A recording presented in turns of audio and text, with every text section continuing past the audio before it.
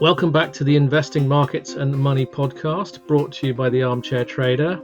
This week we're talking about a company which I'm actually personally very enthusiastic about. I've been in the capital markets for 30 years, and it's not often that you get a company like this comes along, which I think is very innovative and also personally think is doing a lot of good for mankind as well. Still early days with this one, but we are joined by their CFO, Mohit Gupta, who's coming on the podcast today to talk about Zefiro Methane. Welcome to the podcast, Mohit. Thanks very much, Stuart. Thanks for having me. So, Zefiro Methane, I think the best thing to do is if you could provide us, I could wax lyrical about it myself because I'm a big fan of the concept, but if you could just give us a quick, brief summary on Zefiro Methane and what you're doing as a business. No, absolutely. Zefiro Methane, in a nutshell, is a environmental services company that provides remediation and abatement services for oil and gas wells. To set the context a bit, Stuart, here. So when you look at greenhouse gas emissions, they're a major crisis in the world, and it only gets bigger as we speak. And when you start to unpack, the greenhouse gas emissions, what becomes evident is that methane emissions are a big, component and a growing component of those greenhouse gas emissions, and they're a major crisis. It's starting to get air cover over the last 2 to 3 years. When I joined Zefiro, actually, I didn't know that before, is that, methane is about 80 times more potent and damaging to the environment than carbon. And that's a very important stat. Finding real short to medium term solutions. Methane, removing methane or reducing the emissions from methane can play a significant role in, how do we, address this, growing crisis, around the world. And when you start to look at methane emissions, it's pretty interesting. The abandoned and orphaned oil and gas wells, and there are 4 to 5 million of them in just the United States. There are more in Canada. That are a pretty significant component of this methane emissions that are, becoming a major crisis in the U.S. And when you start to look at what Zefiro does is they are a plugging and abatement service provider, so they go out and plug these oil and gas wells, and if not completely remove the crisis in the world, they're playing a significant role in helping reduce it, in the emissions reductions that are caused by these oil and gas abandoned and orphaned wells that are leaking toxic gases. So that's like where Zefiro is. It's smack in the middle of kind of the fairway on helping address this crisis around the world. And what struck me when I was first talking to you guys is, you've mentioned just how bad methane is to the planet's atmosphere, but it's just the scale of the problem. Just literally there are thousands of these oil and gas wells in the US alone that seem to have just been left to produce methane. That's something people don't realize. They don't realize that these wells, once they've been played out, are going to continue to pollute the atmosphere very quietly, but very, very potently. And this has a major environmental impact. Oh, totally. The way it typically starts is that these oil and gas wells were someday owned by some major producer, and as they become depleted and they head more and more closer to marginal wells, they get passed down to smaller and smaller producers, and as these wells get completely uneconomical, they're left behind, abandoned, and that's how they become orphan and abandoned wells. And they are, as you said, right? There are millions of these wells. They are, according to the reports, there are 4 to 5 million just in the United States that are leaking, these toxic gases. And they will, unless you address this problem, that you go out and plug these wells, they'll keep leaking them, right? So, it's a crisis. And what was really important, as I was, kind of making my decision to join Zefiro, it was a very important, fact that I learned that there are about 15 million Americans that live within a mile of these, abandoned and orphan oil and gas wells that are leaking toxic gases. So Zefiro, helping plug these wells is really helping these communities, helping them with their quality of life and really playing a transformational role and creating huge impact on the environment. And so, Zefiro, not a big company. You IPO'd earlier this year on CBOE Canada. Um, at this stage, this is not a national solution. Zefiro is actually just focusing on a relatively small number of states. Is that really just a capacity issue? The fact that you're looking mainly at the Appalachian region and those states there. No, I think we are. When you look at the way kind of we're looking to grow organically, absolutely. Like that's the history. Plants and Goodwin, which is a fully owned subsidiary of Zefiro Methane, they have been operating in the Appalachia region over 50 years, and they are the gold standard. They're as good as it gets. They know what they're doing. They're thought leaders in the space. They have great connectivity with clients and with regulators and the states. And we play a major role in helping plug these wells in New York, Virginia, Ohio, Pennsylvania. In that region, there is a significant amount of these orphan abandoned wells in that region, but they are also like these 4 to 5 million wells are spread over 26 states in the United States. So clearly our next step is we've already started in Oklahoma. We're looking to expand next year in Louisiana, in Texas, and the Gulf Coast. That is where big chunk of the problem is. That is clearly our next step, and we are going to grow both organically, and we are looking at acquisition, targets for operators in these regions. But clearly, you're absolutely right. This is not just an Appalachia problem. This is spread over 26 states in the United States. We're also having really good dialogue and engagement, Stuart, with in a couple of provinces in Canada, certainly in Alberta, where this is a significant problem. They are often abandoned oil gas wells there, and we think that we could be a leader again, in Canada and helping provide these remediation abatement services there. Yeah. And you mentioned Plants and Goodwin. This is now a subsidiary of Zefiro Methane, and these are the guys who, in practical terms, they're on the ground and they're the ones who go out with the specialist equipment to detect these methane emissions in the first place, and then plug those wells. Absolutely. I mean, Plants and Goodwin, as I said, like, we are their own 100% by Zafiro. So they're fully integrated, vertically integrated into us. And that's a, differentiating factor. We're not a company that outsources and, subcontracts to consultants and contractors. We own the quality, we own the cost, right? Like, and that's how we ensure, quality jobs.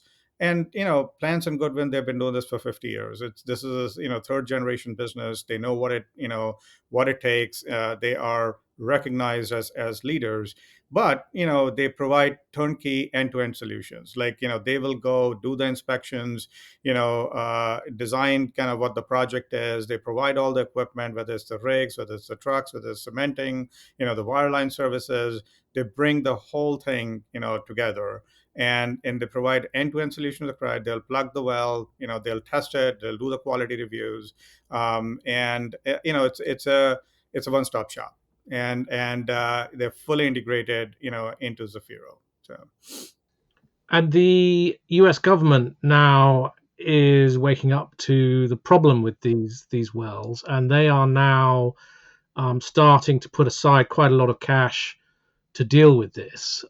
Is this something that Zefiro itself can benefit from? absolutely. I think you raised a really good point. Like, obviously we are going to grow organically. A lot of our current business is with corporates. These are the oil and gas majors, like, who, basically hire us to, plug these leaking oil and gas wells. But we do see a significant amount of tailwind. You're absolutely right. The federal government, the state governments are realizing, that it's a growing crisis, and they need to kind of inject themselves in helping abate this crisis, provide the necessary funds.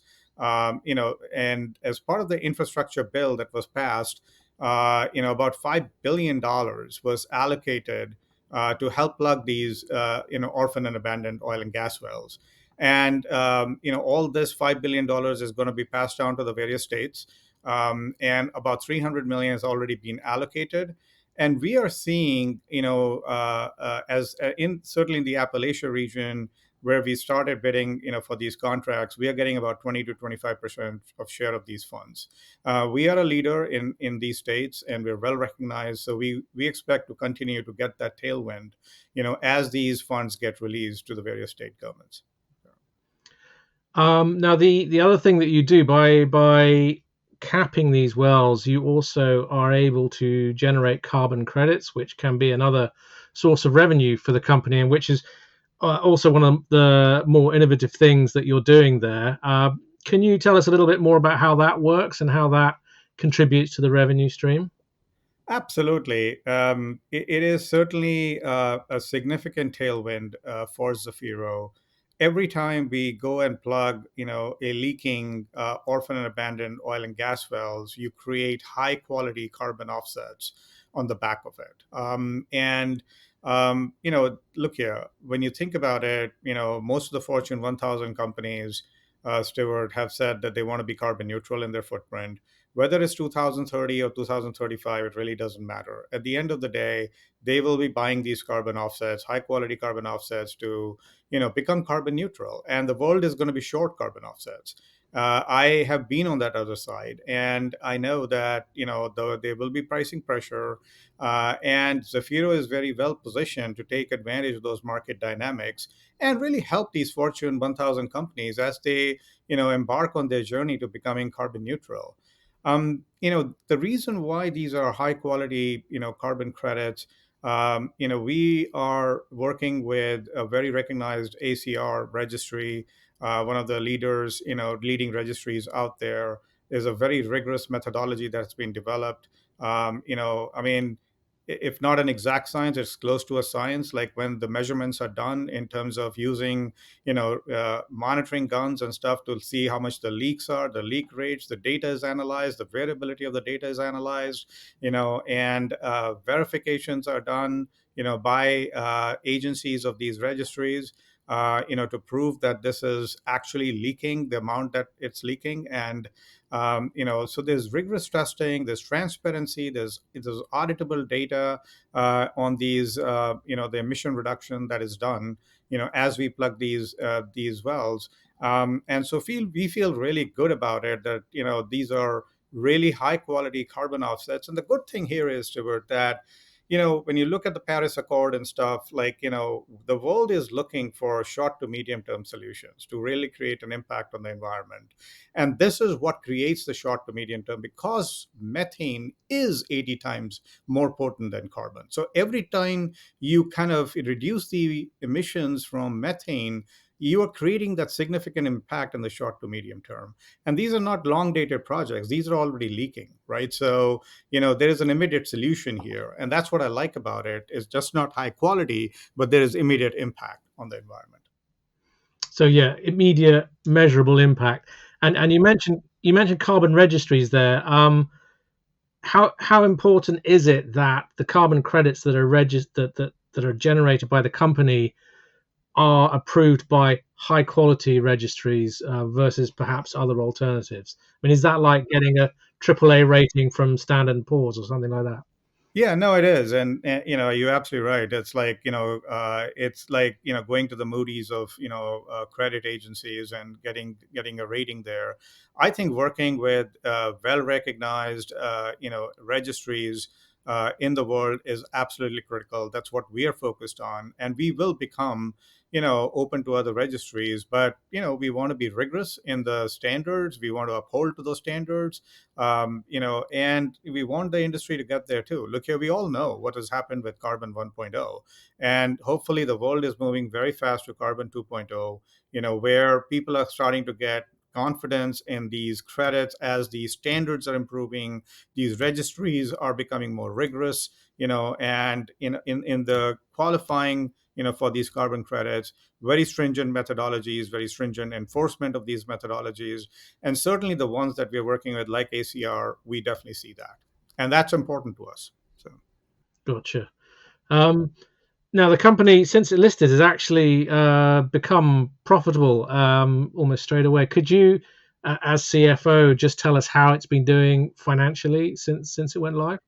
Absolutely. I think we have great momentum at Zefiro. I'm really excited to be here. I think the opportunity is significant.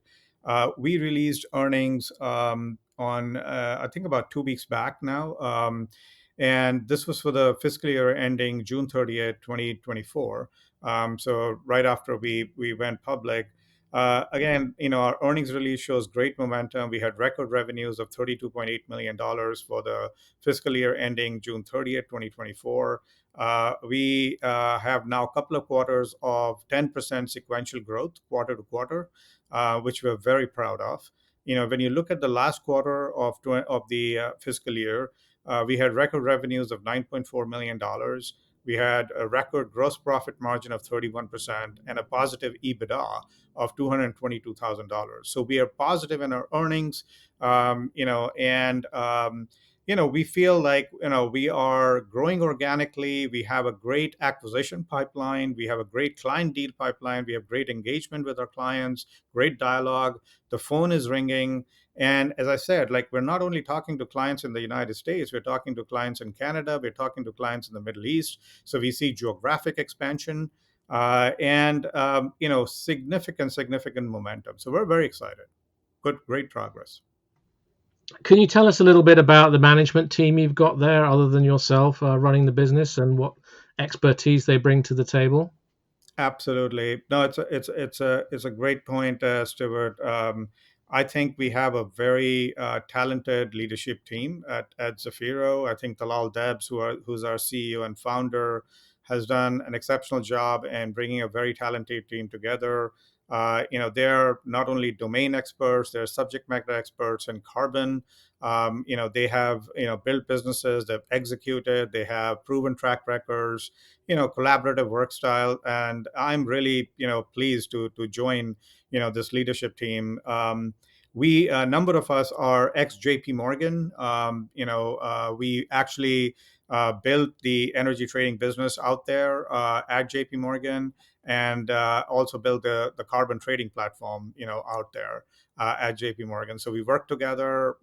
We've actually proven track record of building a carbon business at JPM. And so really, really excited. Look here, we are going to continue investing in talent and building a very talented team, but like we are very, very well positioned. It's a great team. So. I know you can't give us a lot of detail, but I mean, just in terms of looking ahead, this is something I frequently ask management teams. What can shareholders expect from Zefiro over the next 6 to 12 months, say? Yeah, I mean, obviously, I can't, give you any specific numbers or anything, but what we are going to be, focused on is certainly our absolute aspirational moonshot goal. That is from our CEO and founder, is that we want to be, plugging, 5,000 wells in about 5 years. It is not unreasonable at all. Like as we talked about, like even if we did 10% of those 4 to 5 million wells, that's a 400 to 500 billion dollar wallet. It's a huge sphere. It's a huge opportunity that Zefiro is operating in. So even doing 5,000 wells in 5 years is not, I mean, it's like drops in the ocean. So it's certainly something, that's what we are aspiring for. What we are focused on the next year or two, Stuart, is growth is our as a CFO, my prime focus is going to be on growth, organic growth. So as we talked about, we are concentrated in Appalachia.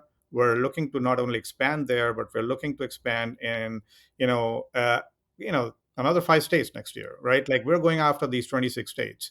And we are going to be certainly in Oklahoma, and we're looking to expand in Louisiana and Texas, Gulf Coast.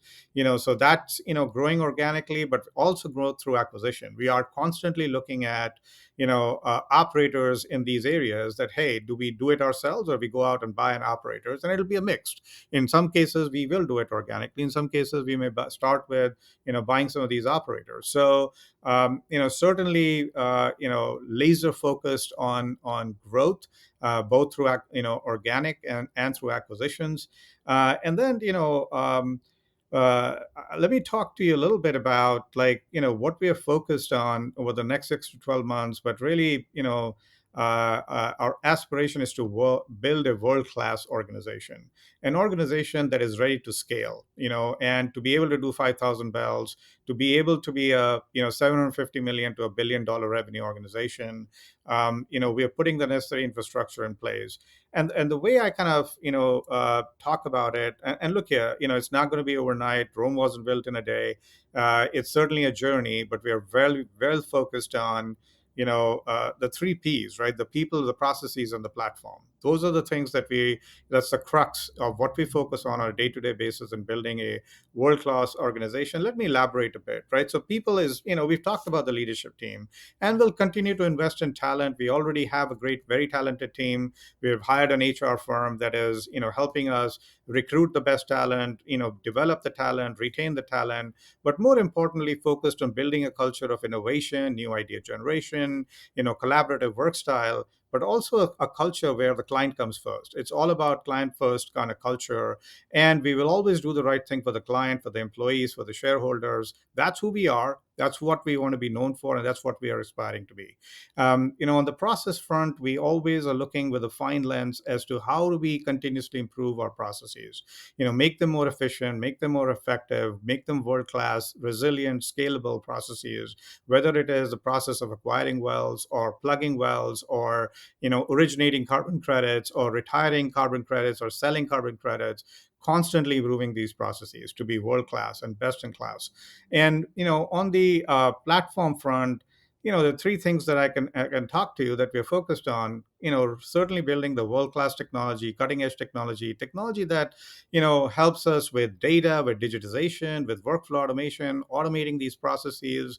How do we reduce cycle time? How do we become go faster to market? How do we improve our yield in terms of identifying the biggest leaking wells? How do we improve our monitoring technology? So constantly thinking about how do we use cutting edge technology to gain competitive advantage and to become more efficient and effective in what we do. So, Richard Walker, the CTO that we've hired, great guy, 30 years of consulting experience, is going to be focused on data and digitization and connectivity to exchanges and, blockchain and really cutting edge technology. Along with that, we're building a great distribution platform. We are talking to these Fortune 1000 companies, in terms of building relationship, because they're the ones who are going to be buying carbon offsets. They are the ones who are going to be going carbon neutral. So developing that relationship, educating them about the quality of our carbon credits and how we can help them, neutralize their carbon footprint. We are building relationships with financial intermediaries like banks and hedge funds, to become trading counterparties to offload these carbon credits, help us kind of make markets on them, right? And clearly connectivity with exchanges and OTC platforms, because at the end of the day, Stuart, we need to widen our distribution platform. We need to reach more people, and that'll help us do that. So continuously focused, great progress, not done yet, but we're on to a really good journey there. And finally, we're a growing firm, and we'll need financing, and we are great dialogues with commercial banks on developing a good comprehensive commercial banking relationships, whether it's receivable financing or inventory financing or equipment financing or lines of credit, acquisition financing. We have great dialogues, great engagement with some of these commercial banks. So we have a 360 approach on building a world-class organization that can scale, and we're making really good progress and feel really good about it. It's not done yet, but really good progress. Very excited. So. No, I do love the way Zefiro Methane combines. On the one hand, you've got the practical engineering experience on the ground, you've got capital markets innovation with carbon credits, And then at the same time, all this is actually got an environmental impact mission behind it. Just one final question I wanted to ask you before we finish. We've talked about carbon credits already on the podcast, and how important they are. If you talk to fund managers, banks, guys like that here in Europe, you sometimes get people who are really skeptical about carbon credits as a concept, the fact that these securities are being created. Obviously, there are fans of carbon credits, but they also have their critics. As someone who's got quite a lot of experience in evolving that market and helping it to be built from scratch, if you will, what's your answer to those skeptics out there about carbon credits? Yeah, I think it's something that we've seen, whether it's carbon credits, but it's also other financial intermediate instruments, and how typically the world evolves, right? Like there is always version 1.0. We've all lived it. Like we were part of it, right? Like when we were part of the JPM trading team and we created the carbon markets. Look here, I mean, the world was learning, the world was understanding, like these dynamics of long dated projects, which can be typically 5,000 to 7,000 or 10,000 miles away from you, and how the testing is done and the quality and the rigor around them. And it has evolved, the registries have evolved, they themselves are learning on the standards and enforcement and measurement, and additionality, which is really important for the quality of these credits at the end of the day. And I think we are, definitely evolved from version 1.0. We're, probably kind of inching away towards version 2.0, and I think we're getting there. I think the world has definitely learned a lot of lessons from 1.0. I think we're addressing a lot of those mistakes, a lot of those errors that we made. All the participants, right? Like there's no finger pointing at anyone, whether it's the registries, whether it's the participants, the project creators. I think we're all learning. And I think the world is definitely in a better place. I see a very bright future ahead of us, where the focus is going to be on quality, like quality carbon credits, which have immediate impact. They're measurable, they're transparent, they're auditable. And if we can have technology and data, that backs it, I think that's where it's going to be heading. It's high quality, carbon offsets with proven additionality, with great registries and great data to back it. No, I personally agree with you. I think that's definitely where that market is going. Thank you very much indeed for joining us on the podcast today, Mohit. I really appreciate it, and we'll be following the progress of Zefiro Methane with great interest going forwards. No, thanks very much, Stuart, for having me. Appreciate it. You've been listening to the Armchair Trader podcast. Make sure you visit our website, www.thearmchairtrader.com, for your daily dose of financial markets news and sign up to our free newsletter there.